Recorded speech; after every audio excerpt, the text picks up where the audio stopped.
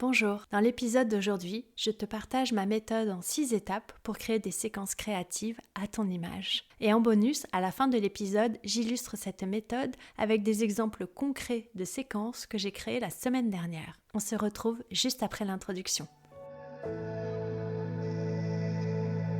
Bienvenue sur Tout est déjà là, le podcast qui accompagne ton éveil et te donne des clés pour une vie plus consciente. Je suis ton hôte, Anne-Gaëlle Guillot, guide de yoga depuis plus de 10 ans, mais aussi tisseuse et tarologue depuis bien plus longtemps. Ce podcast, je l'ai imaginé tel que j'aurais aimé le rencontrer lorsque j'ai initié mon cheminement vers ma spiritualité il y a plus de 20 ans. Dans ce podcast, tu découvriras mes partages d'expériences, mes questionnements, des épisodes de pratique, mais aussi des interviews de personnes inspirantes qui ont un jour croisé ma route.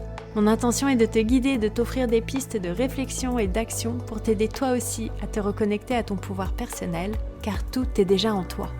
Je t'invite dès maintenant à t'abonner au podcast pour ne pas manquer les prochains épisodes, et je te retrouve tout de suite pour l'épisode du jour.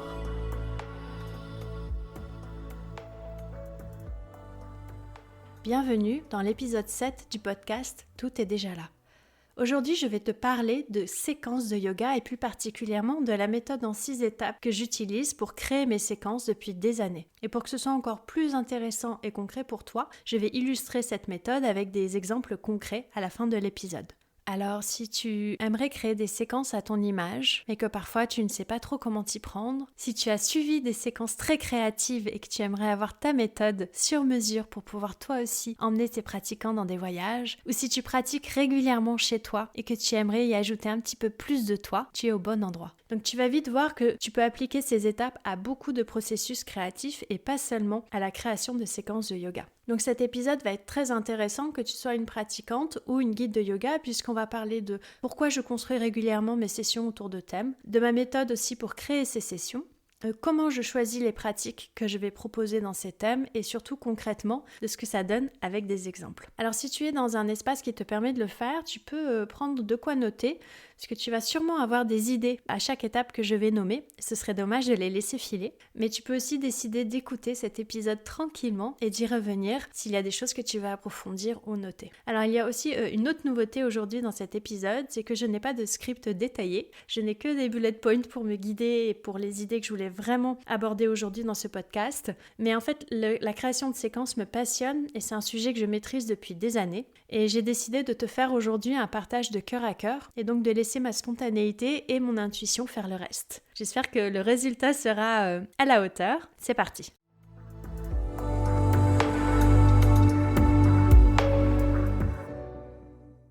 Alors déjà, on peut se demander pourquoi mettre un thème aux séquences de yoga. En fait, de mon expérience personnelle, puisque tout ce que je vais te partager dans cet épisode et d'ailleurs dans ce podcast relève surtout de mon expérience mais aussi des retours que j'ai, un thème donne une direction à la pratique. Il va lui apporter une couleur et une intention.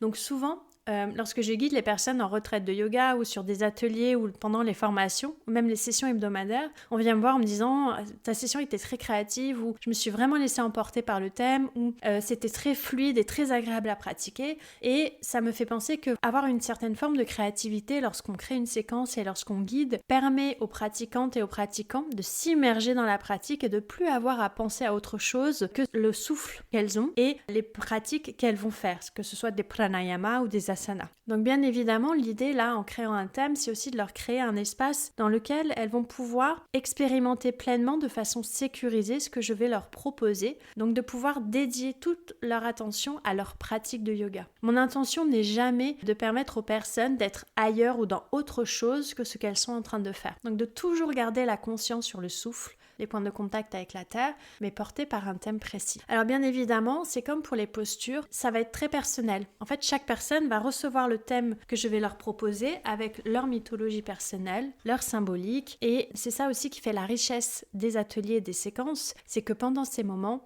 On a beau être toutes et tous autour d'un même fil rouge, chacune et chacun va amener son histoire dans le cercle. Donc l'invitation, encore une fois, c'est vraiment d'ouvrir cet espace sécurisé d'expérimentation. Et je vais porter en fait mes thèmes avec des textes, avec de la musique, avec le choix des pratiques et aussi l'ordre dans lequel je choisis de mettre chaque pratique, avec des objets et aussi parfois même avec la disposition de la salle. Même si je fais souvent des sessions et que je guide souvent mes ateliers, mes formations en cercle, parfois je vais choisir de placer le cercle d'une certaine manière par rapport à la pièce pour que cela aussi nourrisse le thème. Je te donne un exemple concret, j'avais fait une pratique autour du solstice d'été il y a quelques années. C'était un atelier de 3 heures dans lequel il y avait une partie yang et une partie yin. Et j'avais fait le choix, ce cercle, de le disposer de façon à ce que les tapis fassent écho aux rayons du soleil. Donc il y avait vraiment des tapis de quinconce en cercle dans la salle. Et ça a aussi permis aux personnes de pouvoir voir la pratique et ce que je montrais, où qu'elle se trouve.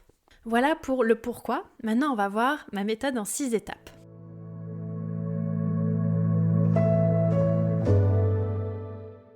Donc comme tu vas le remarquer, ces 6 étapes sont applicables à n'importe quel processus créatif.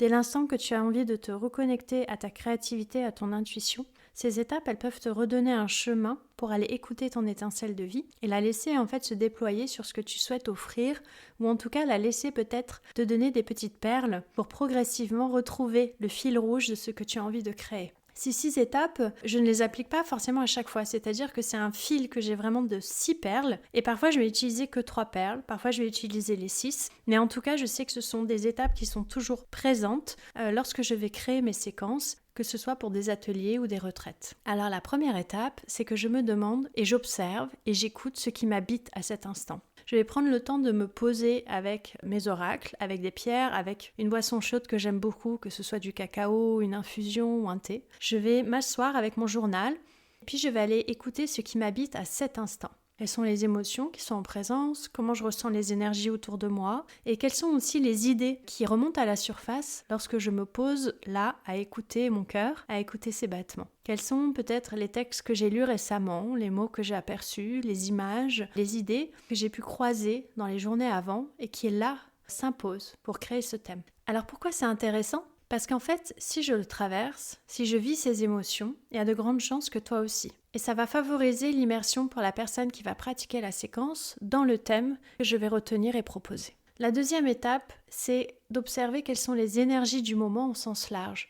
La deuxième étape, pour moi, ça va être d'écouter et d'observer quelles sont les énergies du mouvement.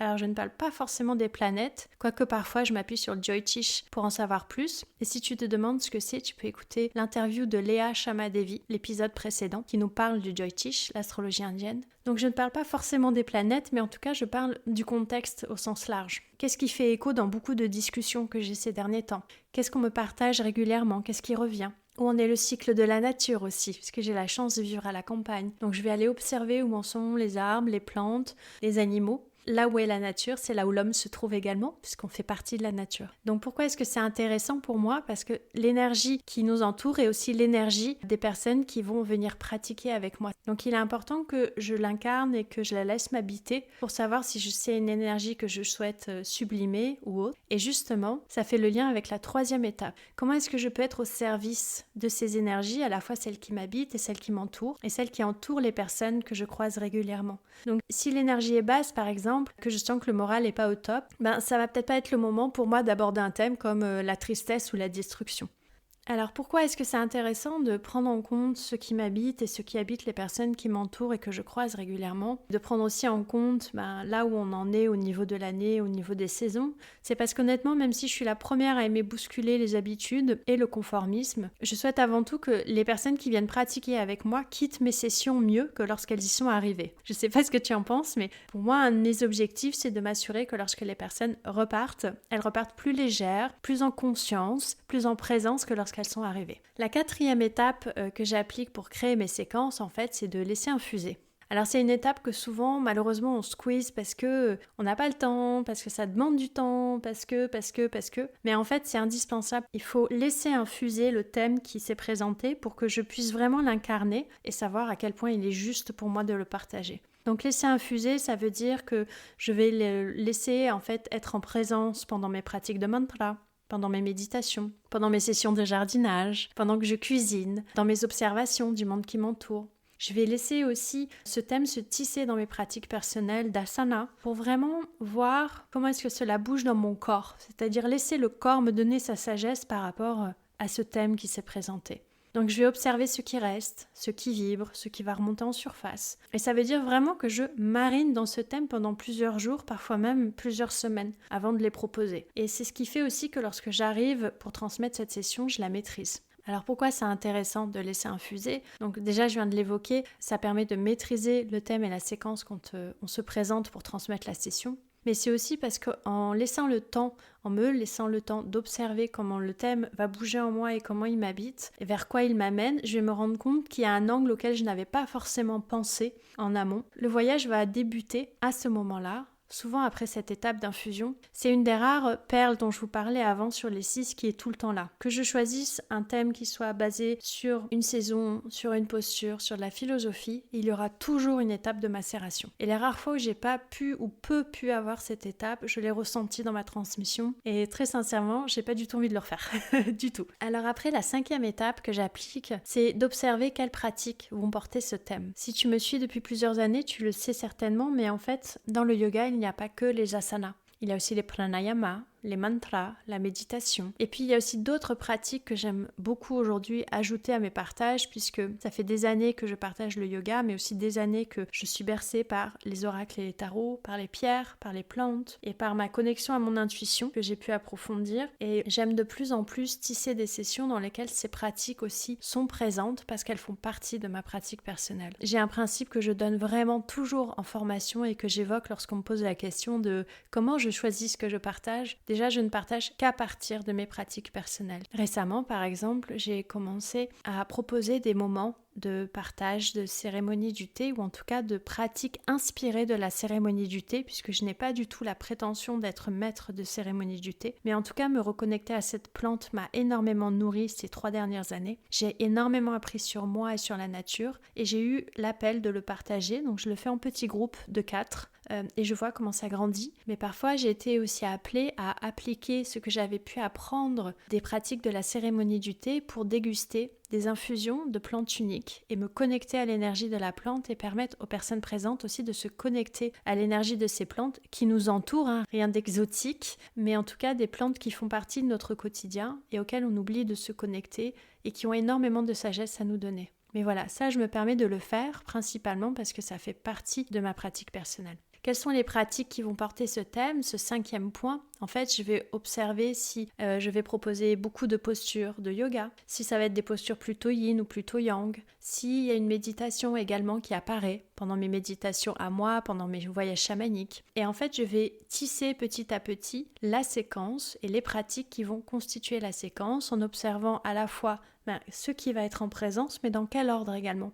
Je ne commence pas toujours mes pratiques par une méditation suivie de postures de yoga, terminée par un shavasana, terminée par un pranayama. En fait, en fonction du thème, vraiment, chaque séquence est unique. Parfois, je débute les sessions en faisant marcher les personnes dans l'espace dans lequel on se trouve.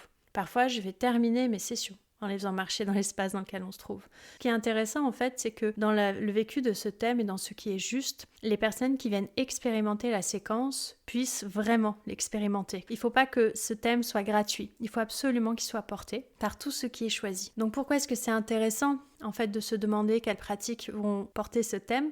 En fait, c'est qu'en ayant en tête le thème, les pratiques elles vont se dérouler. Comme lorsque j'enfile les perles sur les malas que je tisse, chaque élément vient créer un ensemble cohérent et vibrant. Et c'est là aussi que le travail d'infusion, de macération de l'étape 4 est important parce que c'est ce qui va me donner l'étape 5. Et souvent, ces 2 étapes, à nouveau, sont indispensables. Parfois, je vais partir vraiment de ma pratique personnelle pour trouver le thème et ensuite choisir dans quel ordre je mets les choses. Mais l'étape 4 et l'étape 5 sont bien souvent présentes et indispensables dans le fait de tisser des séquences avec un thème spécifique. Alors, la 6e étape, ça va être qu'est-ce qui va porter les 5 points précédents. Donc, c'est là où je vais choisir, en plus des pratiques, les objets qui vont nous accompagner sur l'autel, les textes que je vais décider ou non de lire pendant ou ou après la pratique. La musique également, les playlists ont une place importante depuis le début de mon enseignement parce que la musique a toujours eu une place importante dans ma vie. Et je crée souvent des playlists sur mesure. Ça a été un peu plus compliqué d'ailleurs et challengeant pour moi depuis que beaucoup de choses se transmettent en digital.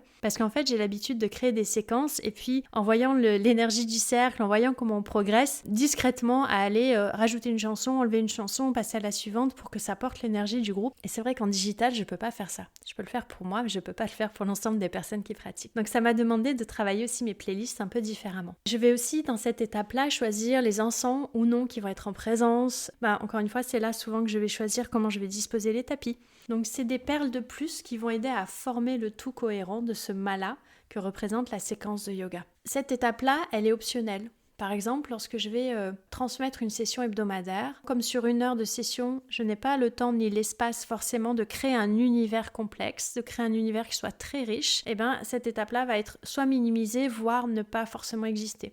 Concrètement, par exemple, des fois, je vais quand même lire des textes pendant une session d'1 heure de yin yoga, mais j'aurais pas créé un hôtel au milieu de l'espace. Parfois, je vais introduire un thème par un texte au tout début de la session de Vinyasa, mais pendant, je ne vais pas forcément mettre une playlist, on va pratiquer en silence. En fait, ce qui est important, c'est de ne pas vous sentir obligé d'appliquer cette étape, et les 6 étapes précédentes d'ailleurs, mais c'est de voir comment elle vibre pour vous à cet instant. Tu peux te demander aussi quel est le rôle de cette 6e étape finalement, parce qu'elle peut paraître complexifier un peu le tout. En ce qui me concerne, en tout cas personnellement, les pratiques qui m'ont le plus nourri sont celles qui étaient vraiment des voyages. Alors note que toutes ces étapes n'ont pas besoin d'être compliquées et riches. C'est hyper important en fait que créer une séquence reste inspirant et un vrai plaisir pour toi. Surtout quand tu le fais autour d'un thème. Parfois, l'étape des pratiques est celle sur laquelle j'ai passé le plus de temps et beaucoup moins sur les autres. Donc, encore une fois, si je reprends l'exemple des sessions hebdomadaires, il y a souvent un thème, mais il va y avoir peu de temps pour des textes, peu de place pour l'hôtel, parce que j'enseigne parfois dans des petites salles. Et puis pour ces sessions hebdo aussi, je vais passer moins de temps à infuser, parce que c'est la pratique des personnes qui se présentent chaque semaine, leur progression, qui vont m'inspirer pour créer la séquence suivante, en fait. Je veux vraiment me baser sur ce que je peux observer pendant le cours hebdomadaire pour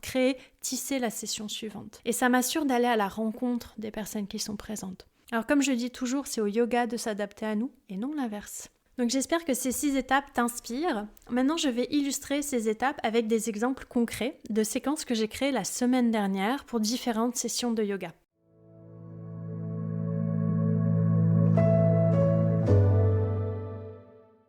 Donc maintenant, l'exemple dont je vais te parler pour illustrer le sujet est basé sur des transmissions que j'ai fait la semaine dernière lors de cours de Vinyasa, de Yin Yoga et de Slow Flow. Donc ce que je te propose, c'est de reprendre le fil des 6 étapes et puis pour chaque étape, je vais te montrer comment j'ai appliqué cette étape ou non à la création de ces séquences. La première étape, qu'est-ce qui m'habitait à cet instant ?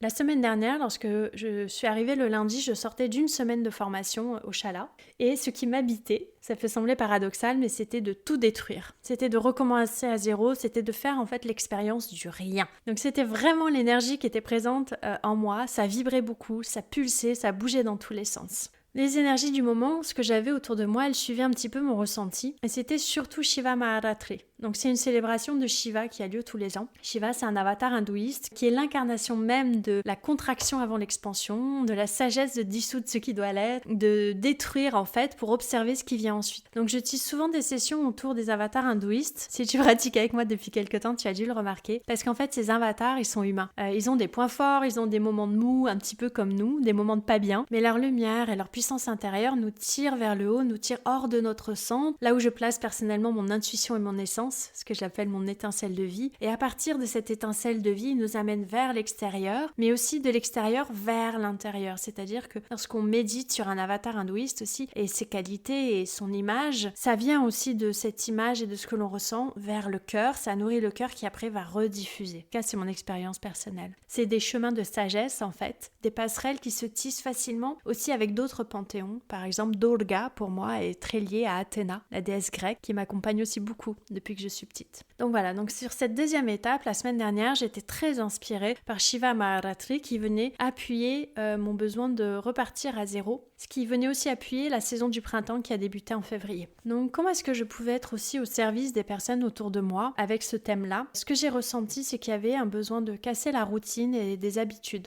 Donc il n'y avait pas eu de session hebdomadaire la semaine d'avant, puisque je guidais une formation, et j'ai eu envie pour ce retour entre guillemets sur le tapis, d'aborder les pratiques avec un nouveau regard, avec cet objectif aussi que la frustration, la déstabilisation qui allait se présenter soit accueillie et transformée en une nouvelle qualité d'attention à la pratique, de présence à la pratique, et que ça vienne nourrir en fait cette pratique personnelle du yoga plutôt que de la déstabiliser uniquement. Pour la 4e étape, en fait, je l'ai laissé infuser dans mon quotidien, et j'ai eu beaucoup d'inspiration de proposer en tout cas peu de postures mais en flow. Donc de pouvoir observer et accueillir sans être trop bousculé. C'est ce qui m'est vraiment resté, c'est-à-dire qu'il n'était pas non plus question de tout remettre en question et de bousculer la totalité de ma transmission qui a quand même une saveur particulière, on sait quand on est dans une session d'Angalgyo, mais je voulais quand même venir un peu chambouler certaines choses. Donc par rapport à la 5e étape, en fait, j'ai appliqué ce thème à la session de slow flow en débutant par un slow yang assez doux. On a débuté avec des postures qui étaient quand même intenses mais très lentes et en douceur.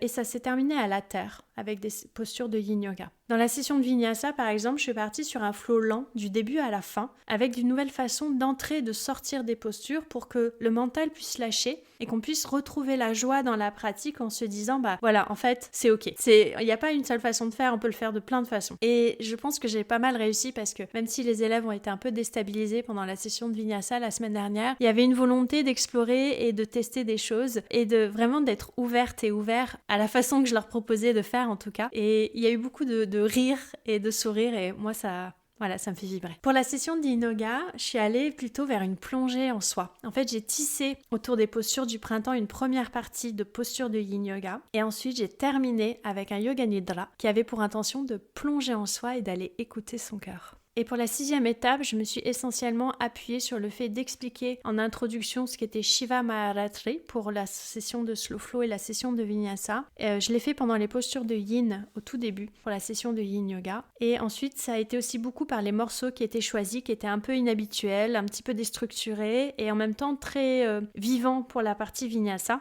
en allant toujours vers quelque chose qui permet d'aller vers Shavasana. Et en Yin, on a eu quelque chose d'assez linéaire. Le Yoga Nidra, lui, par contre, j'ai choisi de le faire dans un silence total pour que le sens de l'ouïe puisse totalement se déployer à l'intérieur et à l'extérieur.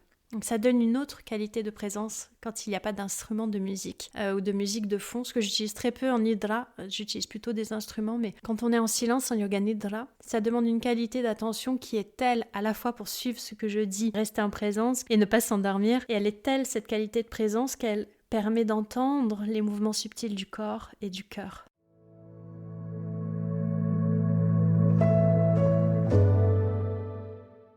Donc comme tu l'auras sûrement compris, dans 90% des séquences que je tisse, je rentre dans ma création par le thème. Donc je vais rentrer par un ressenti, par une expérience personnelle, par une prise de conscience, par une actualité, comme là c'était le cas pour Shiva. Et pour les 10% qui restent, en fait, je vais y rentrer par une posture. C'est ce qu'on appelle une séquence créée en peak pose ou en français on dirait en posture maîtresse. Mais c'est aussi parfois une pratique spécifique qui va m'inspirer, un mantra que j'ai entendu, un pranayama que je pratique beaucoup dans ma pratique personnelle par exemple et que je vais choisir de mettre vraiment au centre et auquel je vais donner une très belle place dans la séquence pour qu'il puisse se déployer et qu'on puisse en faire l'expérience. Donc je me penche du coup sur la forme des postures, sur l'énergie des pratiques, sur leur symbolique et sur tout ce qui les délie pour tisser la séquence. Avant de clôturer l'épisode, revoyons ensemble les 6 étapes qui constituent ma méthode personnelle pour tisser des séquences autour d'un thème.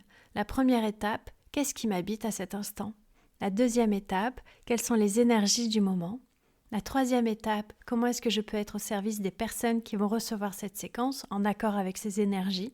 La quatrième étape, laisser infuser. La cinquième étape, quelles sont les pratiques qui vont porter ce thème? Et la dernière étape, qu'est-ce qui va porter ce thème au-delà de la pratique? Cet épisode est à présent terminé. Je te remercie d'avoir écouté jusqu'ici. N'hésite pas à me partager en commentaire tout ce qui t'a inspiré. Et j'espère vraiment que ces 6 étapes vont te donner une intuition forte et une connexion à ton étincelle de vie pour nous offrir toutes tes belles créations.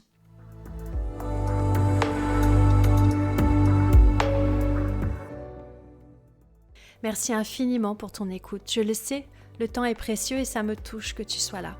J'espère que l'épisode d'aujourd'hui t'a inspiré à créer des séquences créatives à ton image. Pour avoir un autre exemple concret, tu peux écouter l'épisode 2 de ce podcast qui est une séquence de Yin Yoga tissée autour d'un conte. Si tu as aimé cet épisode, je t'invite à me laisser 5 étoiles et un mot doux avec ton nom, ton identifiant Instagram sur ta plateforme d'écoute préférée. N'hésite pas également à le partager autour de toi. Pour savoir comment faire, je t'ai préparé un tuto que tu peux retrouver dans les notes de l'épisode. On se retrouve le jeudi 28 mars pour le prochain épisode. À bientôt!